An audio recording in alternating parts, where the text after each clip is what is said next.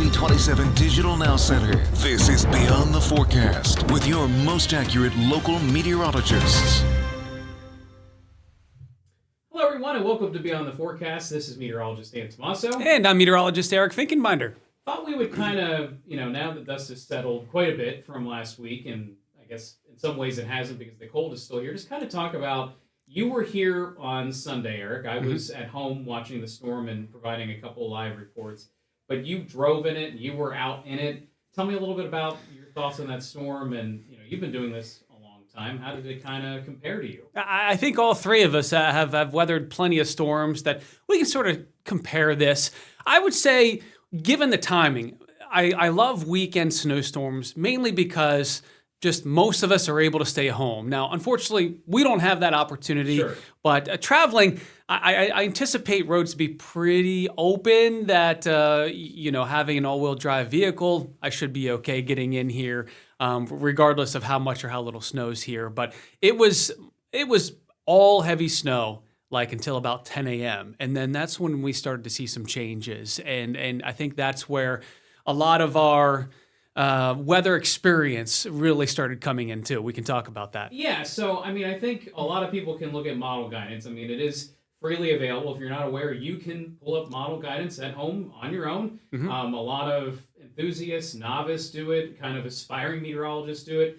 But I think, when it comes to overall what we call pattern recognition, looking at the big pieces, looking at kind of the big chessboard, the one thing that stood out to me from this storm from the jump, it wasn't a classic storm. It wasn't, a coastal storm ramming into us. It wasn't 2016 where the storm stalled over top of us and kept pumping cold and snow. And this was more, you could see the Arctic air, you could see the mild air to the south, and then the battleground in between was essentially a front, and that's where all the moisture came from. Yep. Basically slap some moisture along that, but run it into a pretty extreme cold for this area. And what I showed too leading up to the storm, so you have your polar jet and your subtropical.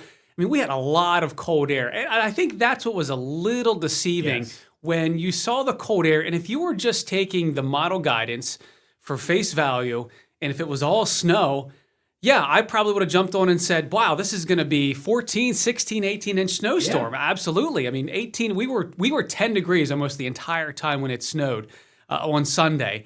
And I still think a lot of people were scratching their heads thinking, how are we getting sleet when it's this cold? But when you have that amount of moisture coming up, and you're thinking this was from Texas. Well, we were still getting that. We were getting snow while Tennessee was getting the freezing rain and the ice at the same time. So it's pulling a lot of moisture, but also a lot of warm air at the same time. Yeah, so it was kind of a very interesting forecast, and I said this throughout the week. It kind of made me unsettled that we could see how big this was. We could see it for days in advance, and we just settled into the forecast knowing based on our experience that, okay, there is going to be front-end snow, no doubt. But most of the area, I think 95% of the area did end up getting sleet by the afternoon. Yep. And so that cut into totals, and that's why you can't just go with computer model output when it comes to snow.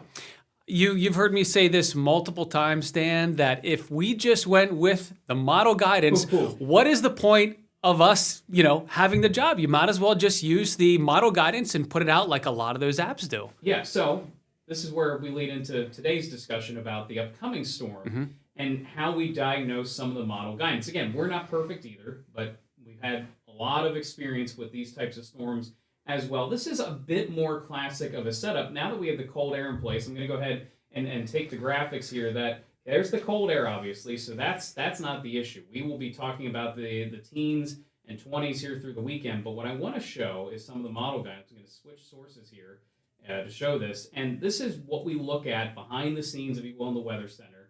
And what this map is, this is about halfway up in the troposphere, and we're watching areas of spin. We call this vorticity. And essentially, these are kind of the seedlings to areas of low pressure and to storms. So this is a map to watch. This snapshot is later Thursday night, so about a day from now.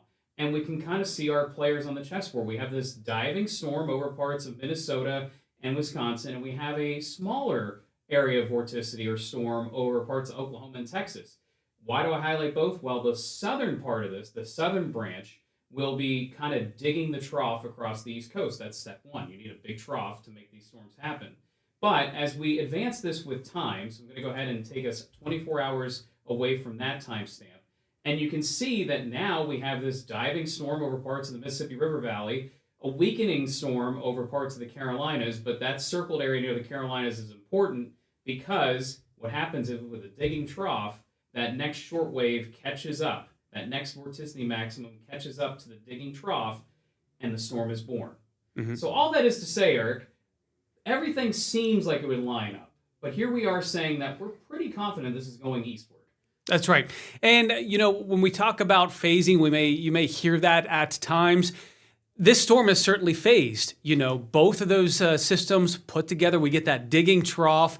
But the timing of it, based on our location, is not ideal. Yeah, this is a little bit too far east. Yes. So if this happened easily 300 miles farther west, then we're looking at a classic nor'easter, and here we go. It's all fun moving into the weekend. So just because the timing of this phasing together happened just a little too farther east, a little too late in the movement in the direction of this, that kind of puts us sort of out of the zone of the heavy snow. Well, and I would say too, so to kind of go back to our experience, if you look at some of our biggest storms, oftentimes they start to kind of form toward the Gulf Coast, maybe even west of the Appalachians, and then it transfers to the coast because that's enough time, that's enough latitude, if you will, to then become a bigger storm locally. This is going to be a huge storm. It's going to, what we call bomb out. It's going to deepen as an area of low pressure, but it's going to cause precipitation and wind mostly over the ocean. And to show that... The bombogenesis. To show that, we have this very fancy software to take these complicated maps and then make easy-to-read graphics like this. So here's the bombogenesis. This is Saturday night into Sunday, and you have a full-fledged storm here. I mean, this could cause large waves, some big wind gusts, but notice the cutoff. Maybe the New Jersey coast. Yeah. Two things, Dan, I wanted to mention, and it's hard to describe without showing in graphics, but you explained it very well that this trough is just too positively tilted. Yes. And an analogy that I like to use, too, it's sort of like a kicker that is wound up that, he's just about to kick and really take that energy towards a football or whatever they're kicking. So, well, let's just call it a soccer ball.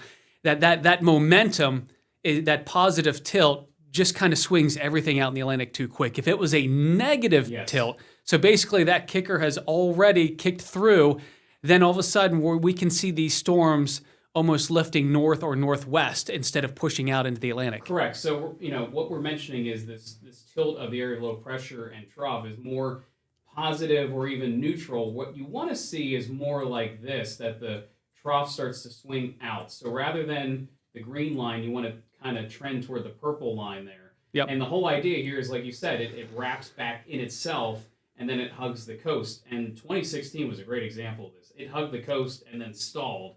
And that's what led to the massive snow. So for those clickbaiters out there, for those hypers out there that were looking for such a thing, this is just not that. It's too progressive, too fast. Yeah, and I've heard people mention too that it's just too cold to snow moving into the weekend. Yeah. That's your that polar air mass that's kind of pushed everything too far south. It's never necessarily too cold to snow, but there's just too much of a large air mass over top of us. Well, and like we kind of learned last week, you need that contrast between the cold and the relative warmth to the south. That's what creates more moisture.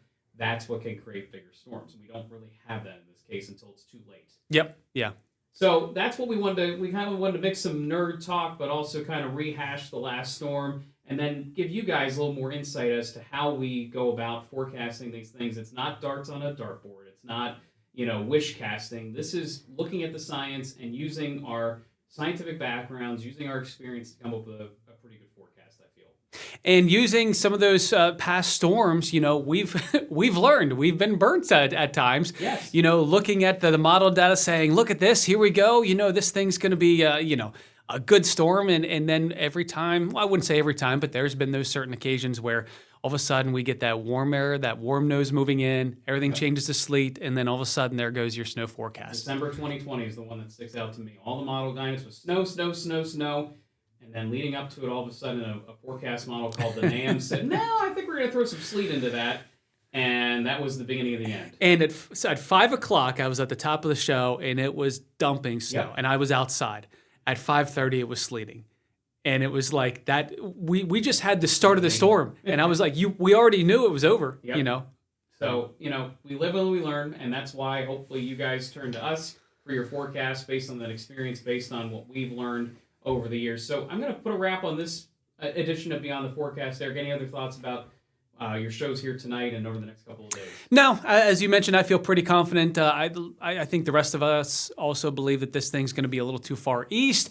And then that polar air does seem to dominate heading the first week of February, which means that southern jet not really being a moisture provider. So it's going to be pretty quiet, albeit just cold moving into February. And quiet, I think, is good coming off all Not this. bad. Well, I think Not we're bad. okay with that. Okay. All right, Eric, thank you for joining me here today. Thank you for watching Beyond the Forecast. We'll see you again soon.